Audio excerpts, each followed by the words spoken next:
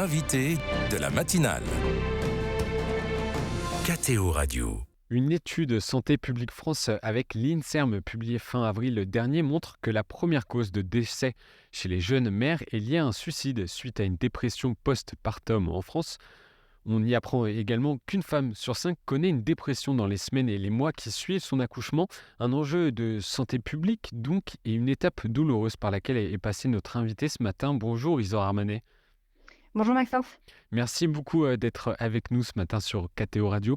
Vous êtes notamment auteur du livre Interdit de pleurer, publié aux éditions MAM cette année, dans lequel vous témoignez de vos 2 dépressions post-partum. Pour nous éclairer sur le sujet, qu'est-ce que la dépression post-partum? Comment vous la définissez? La dépression postpartum, moi je dirais c'est un effondrement psychique après la naissance, mais ça peut aussi être pendant la grossesse, qui dure plusieurs semaines. Donc faut à ne pas confondre, c'est important avec le baby blues. Le J'allais baby vous blues poser la qui question justement. voilà, c'est le baby blues, c'est quasiment toutes les mères y passent et c'est des émotions un peu débordantes, mais c'est vraiment normal, c'est les hormones, c'est le corps de la femme qui s'organise pour cette «naissance» entre guillemets. Mais normalement un baby blues, ça dure pas plus de 10 jours. Quand cet effondrement psychique dure dans le temps, que ça s'étire en semaines et en mois, c'est là où ça devient vraiment problématique et c'est là où il faut prendre les choses en main. Quels sont les signes? Qu'est-ce que l'on vit intérieurement pendant une dépression postpartum? Alors, si je m'arrête à des symptômes, il y a plusieurs types de symptômes, et après je veux bien préciser pour les mamans qui viennent d'avoir un enfant, on peut avoir certains symptômes de la dépression postpartum sans forcément faire une dépression postpartum. Voilà, pour les rassurer parce que je veux pas que tout soit analysé sous ce jour-là. En gros, il y a c'est souvent insomnie, enfin difficulté à s'endormir, difficulté dans le sommeil ou alors au contraire l'inverse de l'insomnie, beaucoup de fuite dans le sommeil.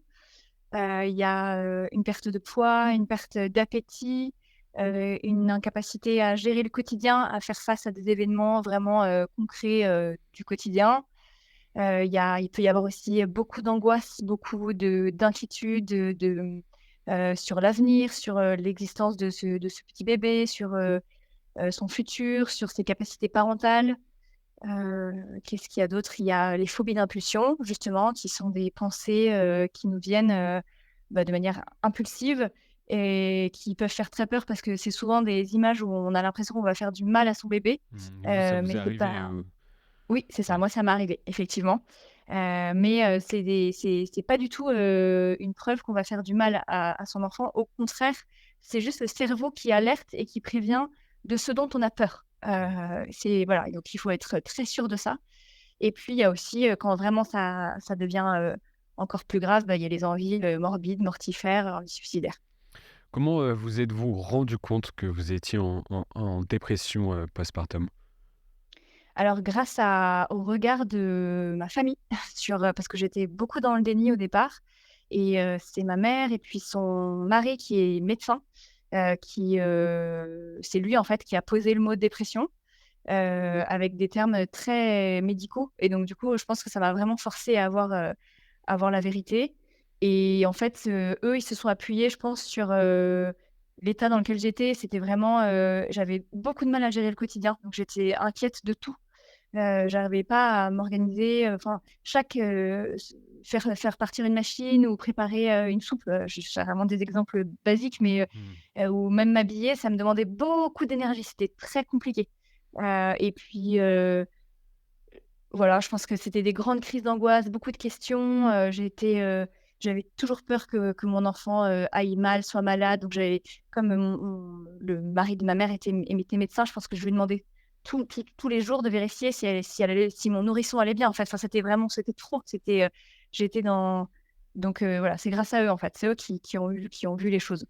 Et un sentiment de nullité, ça revient souvent dans votre livre et dans votre témoignage. Vous dites le sentiment de vraiment d'être une moins que rien. Oui et ça, je pense qu'effectivement, c'est vraiment commun à la plupart des mamans, moi, avec qui j'ai discuté après. Oui, c'est l'incapacité, en fait. Se dire: «J'y arriverai pas, je suis nulle», c'est, devant un petit bébé, devant la vie, c'est quelque chose de tellement extraordinaire. Parfois, on est subjugué, on est estomaqué, après la naissance d'un petit bébé. Enfin, c'est vrai que c'est extraordinaire et en fait, on se dit: «Mais je mérite pas ça. En fait, je suis tellement nulle, je vais pas réussir à faire face à cette vie qui arrive, à cette responsabilité d'âme» et c'est oui, un fort sentiment de nullité. Ça, c'est vrai que moi, ça m'a vraiment envahie, c'était, oui, c'était moi ma petite, c'était ça me suivait quoi, c'était mon Mmh. épée de Damoclès, au-dessus de la tête. Et pour vaincre cette dépression, vous avez été hospitalisé d'abord dans une unité psychiatrique normale, puis dans une unité spécialisée mère-enfant. En quoi ça consiste?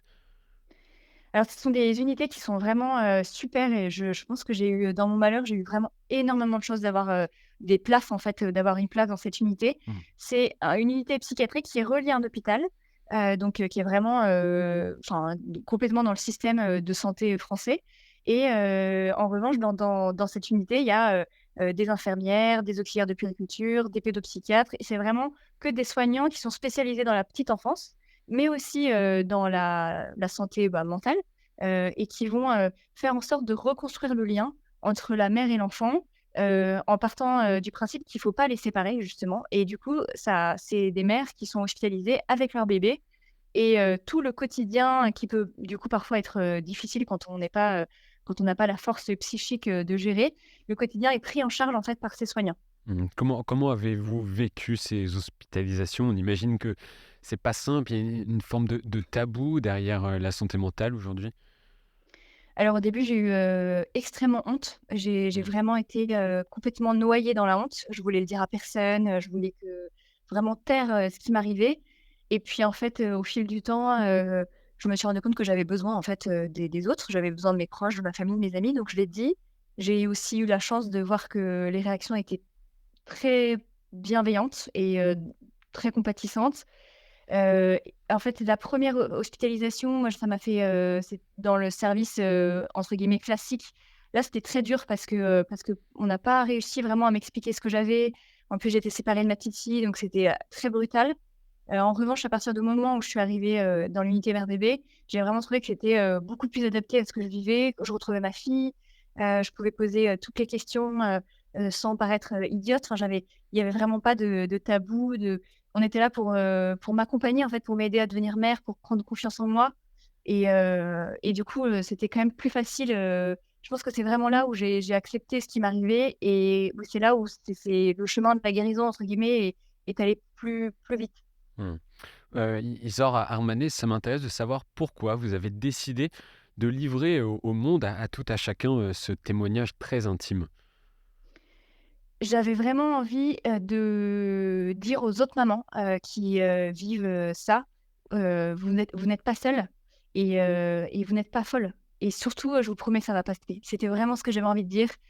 Je me suis rendu compte, en fait, quand j'ai commencé à en parler autour de moi, quand bien même les autres mamans, elles avaient pas vécu ça ou elles avaient eu des naissances très classiques, il y a quand même quelque chose après la naissance, une vulnérabilité, parfois un certain sentiment d'isolement. Je ne sais pas si c'est propre à notre génération, mais on se met quand même beaucoup la pression sur le fait d'être des bons parents, une bonne mère. Il y a, des injonctions contradictoires sur, allaiter, pas allaiter, mener sa carrière de front, enfin et du coup, je trouve que les mamans de ma génération, elles sont, très, tiraillées par ça et j'ai quand même trouvé qu'il y avait, du répondant, des mamans qui me disaient: «Mais moi aussi, c'était dur. Oh, mais moi, j'étais pas aussi mal que toi, mais j'ai trouvé ça, vraiment, très très difficile» et en tout cas, quand moi je vivais, ce que je vivais, j'avais besoin de savoir que, j'étais «normale» entre guillemets, et que j'étais pas la seule à qui ça arrivait et j'avais envie de pouvoir, faire vivre ça à d'autres mamans en fait, entre guillemets. Et quel impact peut avoir justement cette libération de la parole autour de la dépression, postpartum selon vous? Bah, je pense que ça peut aider, déjà, peut-être pour les familles, à se rendre compte que c'est pas un caprice d'enfant gâté, que c'est pas, juste en se prenant en main qu'on va s'en sortir en fait, que c'est une vraie maladie, que c'est un vrai trouble psychique, que, des médecins sont spécialisés, des psychiatres, enfin voilà, qu'il y a quand même, oui, c'est une réalité, médicale, et aussi pour, un peu peut-être, aider les mamans à oser se faire aider. En fait, il y a c'est moi, c'est vraiment là-dessus que j'essaie de Oui, d'aider les mamans, c'est, n'hésitez pas à prendre des médicaments, à faire une thérapie, à avoir longtemps quelqu'un, un psychologue, à vous faire même aider matériellement, et qu'il y ait quelqu'un qui vienne à la maison, qui vienne, prendre le relais. En fait, il y a aucune honte à ça. Enfin vraiment, c'est vraiment là-dessus que moi j'avais envie d'œuvrer, en fait. Et trouvez-vous que l'accompagnement, même à l'hôpital, la sensibilisation autour de la dépression post-partum est assez présente, dès la naissance, voire même avant la naissance? Est-ce qu'il ne faudrait pas aussi peut-être plus de prévention, de sensibilisation? Si, je pense qu'il en faudrait plus. Après, ça commence à bouger. Je sais, par exemple, il y a un rendez-vous qui a été, je sais plus, au bout enfin, il y a un rendez-vous avec la sage-femme aujourd'hui, qui a été, mis en place, et c'est vraiment un rendez-vous où la sage-femme, elle est là pour poser des questions, comment vous vous sentez intérieurement? Enfin, donc ça, c'est, il y a des petits jalons qui sont posés quand même Mmh. aujourd'hui de plus en plus, mais ceci dit, je suis d'accord, c'est pas suffisant. Il y a encore quand même beaucoup même de sages-femmes, de soignants qui sont un peu à côté de la plaque, avec la dépression postpartum. Il y en a beaucoup qui connaissent pas, qui, associent, la dépression postpartum au rejet de l'enfant, vraiment au rejet, très sec, et en fait, c'est beaucoup plus complexe que ça. Mmh. Enfin moi, j'ai jamais rejeté mes enfants, au contraire, j'étais collée à eux, je lâchais pas prise du tout, donc je pense qu'effectivement, il y a quelque chose à faire, sur la connaissance, du trouble, et aussi, sur l'après. En fait, je pense on est quand même très seuls, donc il faut pallier cette solitude, en fait. De nombreux acteurs médicaux opportuns, mais aussi beaucoup de proches vous ont entouré durant ces 2 dépressions, vous nous l'avez expliqué. Vous avez également vécu une expérience spirituelle forte, notamment lors de votre deuxième dépression postpartum. Qu'est-ce que la foi vous a apporté? Heu, je dirais que la foi m'a aidée à, au lieu de me poser la question du pourquoi, ça m'arrive, une deuxième fois, et pourquoi moi? Pourquoi nous? C'était plus, comment je vais traverser ça, avec le Seigneur à mes côtés? Et du coup, j'ai eu la chance, je me suis pas trop sentie en colère.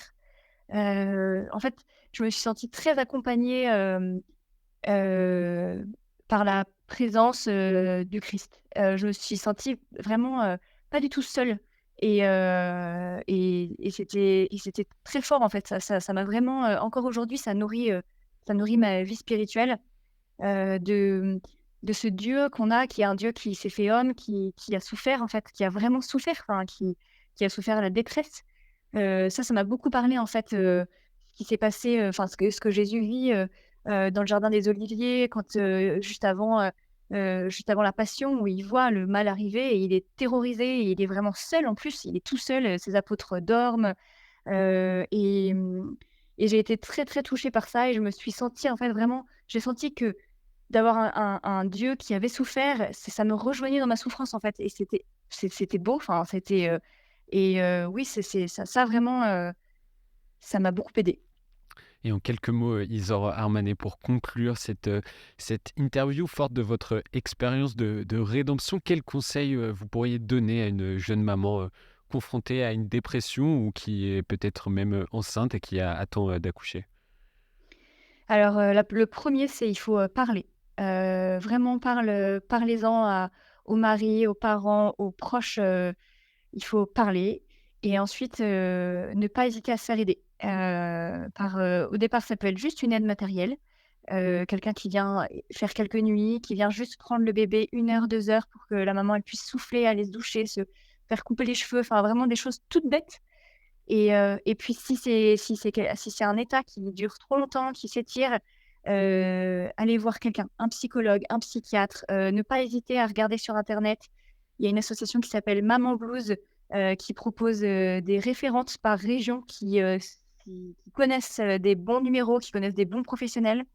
Il y a aussi les hôpitaux, enfin, faut chercher, en fait, unité d'accueil parents-bébés. C'est souvent, dans des grosses villes, reliées à des gros hôpitaux, et il y a des aides, en fait, qui sont proposées pour, les mamans et les parents qui sont en difficulté. Il faut surtout pas hésiter à y aller.